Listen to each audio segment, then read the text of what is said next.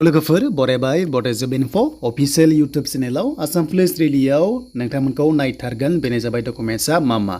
स' नोंथांमोनजोंहाय प्रेक्टिकल नलेजखौ लाबोदों लोगोसे एबि इउबि एसआइ कनस्टेबल जिखुनु जाया आसाम पुलिसनि 6000 भेकेन्सि रिलिज जानो गोनां दङ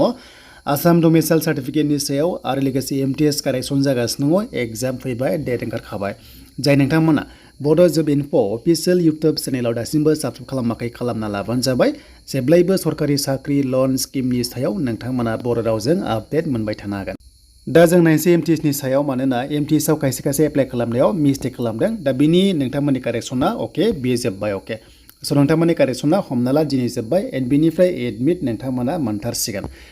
दा बे एग्जामा नोंथांमोना 30 सेप्तेम्बराव हमना ला कन्डाक्ट जागायगोन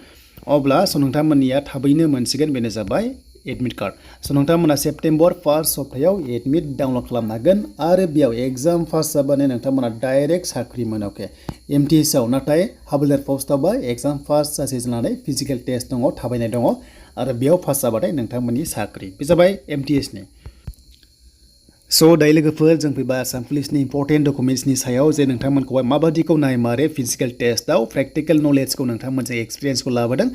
बेखायनो भिडिअखौ नोंथांमोना जोबजासिम नायबानो जाबाय दा नोंथांमोननिया मिथिखागौ जे कनस्टेबलनि रिलिया हमना ला जोंहा 3 अक्ट'बरनिफ्राय जागायसिगोन बेनिफ्राय एपइन्टमेन्ट लेटारखौ 10 मेआवहाय बेनि सिगां गासैयावबो होगोन होनना बुंदों गभर्नमेन्टआ देन नोंथांमोना बेयाव सहैनोब्ला माखासे डकुमेन्ट्सआ नोंथांमोना रेडि थानांगोन अके स' बेखायनो आं जास्ट मोनसे एग्जाम्पल लाबोनोसै कनस्टेबल लेभेलाव जास्ट जोंनिबो क्लिक खालामबाय कनस्टेबल लेभेलनि डकुमेन्ट्सआव जे नोंथांमोना मा नांमारगोन जेब्ला फिजिकेल टेस्टआव थाङो दा ओरैबायदि खालामो मिथिखागौ खायसे नोंथांमोना जेब्ला फिजिकेल टेस्टआव थांगोन ना अब्लाथाय नोंथांमोना मा डकुमेन्ट्सखौ नायग्रोजायो फिजिकेल टेस्टनि सिगां अके बेनिफ्राय गासैबो अकेबासो नोंथांमोनखौ मा खालामगोन फिजिकेल टेस्टआव एलाउ खालामो स' बेखायनो नाम्बार 1 आव नोंथांमोना एज प्रुफनि थाखाय एडमिट कार्डआ नांथारगोन अके जुदि एडमिटआ मिस्टेक दङबा नोंथांमोननि बार्थ सार्टिफिकेटआ कनसिडार जायो अके बेखायनो अपसनेल नोंथांमोना दोननांगौ अके स' बे क्लियार खालामबाय जुदि एडमिटआ नोंना मिस्टेक बा नाम जा बार्थडेबा अब्ला बार्थ सार्टिफिकेटआ एक्सेप्ट जाखायो देन बेनिफ्राय HSLC एबा नोंथांमोननि एग्जामिनेसन सार्टिफिकेट बावबो थायो अके बेखौबो नोंथांमोना नांगोन सेकेन्ड नोंथांमोननि आपडेट सार्टिफिकेट HSLC एबा 10 फार्स्ट लेभेलनि एबा HS निखौ नांथारगोन नोंनि पस्टनि सायाव आरो एबिआ नोंथांमोना 10 फार्स्टनिखौ नांगोन जुदि UB लेभेलाव खालामदोंबा UB लेभेलाव HS लेभेलखौ नांगोन माने जायखिजाया स्टार्टिंआ 10 फार्स्टनिफ्राय गासैखौबो नांगोन स' बेखायनो सार्टिफिकेट मार्कशिट नोंथांमोना गासैबो क्लास 10 नि HSLC नि एबा HS निखौ बेखौ नांथारगोन देन नैबे नाम्बार 4 आ इम्पर्टेन्ट स' बेनो जाबाय एमप्लयमेन्ट एक्सचेन्ज स' एमप्लयमेन्ट एक्सचेन्जखौ नोंथांमोना नांथारसिगोन आसाम पुलिसाव एबार अके बेखायनो बिथांमोना बेखौ लिरखादों स' बेखायनो नोंथांमोना रेजिस्टार खालामनांगौमोन बाट बिथांमोना लास्ट डेटखौहाय 15 आगस्ट होदोंमोन नाथाय बारायनानै 31 डिसेम्बर खालामबाय अब्ला नोंथांमोना एसेबांबो टेनसन नाथाय बिथांमोना लिरनाय बादिबा एमप्लयमेन्ट एक्सचेन्जखौ लिरदों बाट थांनाय बाराव प्रिभियासआव एमप्लयमेन्ट एक्सचेन्जखौ एसेबां माने मेटार खालामाखै बाट नोंथांमोना नैबे माखासेया थानांगोन बिनिफ्राय जोंनि कास्ट अके कास्ट सार्टिफिकेटआ थाथारनांगोन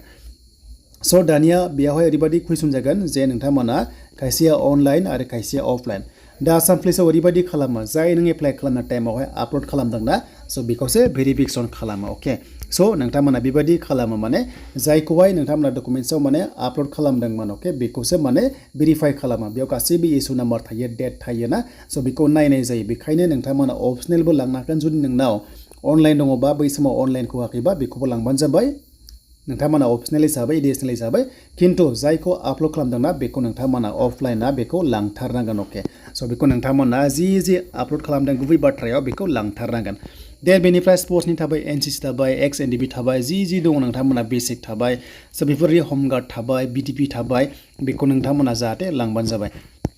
देन लास्टआव नोंथांमोना बेयाव मोनसे थालांनाय बादि मोनदों बेनो जाबाय डमिसाइल अके स' नोंथांमोना जायनाखि डमिसाइल नोंथांमोना गैया गोबां टेनसन जादों जानांगौ जेबो टेनसन लानांगौनि गोनांथि गैया बेयाव लिरखायाखै अके स' नोंथांमोना जुदि दङब्ला सिगांनि दङबा बेनो एक्सेप्ट जागोन 100% बेनो एक्सेप्ट जायो सिगांनियानो जायो डमिसाइल माने मा नोंथांमोना डमिसाइल माने मिथिगौ जे बेनो जाबाय एड्रेस नोंथांमोननि एड्रेस थानाय स' बेनो PRCनि सोलाय बेखौनो बांसिन दायो इसु खालामगासिनो दङ स' खायसे डिस्ट्रिक्टआव बेखौ बन्द खालामदोंमोन जानांगौ माखासे जाहोननि थाखाय बाट नोंथांमोना डमिसाइल गैयाबाबो आसाम पुलिसाव इलिजिबल जागोन अके दा डमिसाइलखौ ओरैबायदि खालामदों मेनलि एडिआरनि थाखाय बेखौ बांसिन माने फकास खालामबाय थादोंमोन स' बे एडिआरनि एग्जामा जोंहा सेप्तेम्बराव जागोन नालाय आरो बेयाव जाहाथे माने बाहेरनि केन्डिडेट्सआ साख्रि लानो हाया बेनि सायावनो नोजोर बोनानै बेखौहाय खालामनाय जादोंमोन डमिसाइल पलिसि खालामदोंमोन आरो बेनि अफिसियेलि दासिमबो गाइडलाइन्सआ फैथ'वाखै बिथांमोना बुंनाय बादिब्ला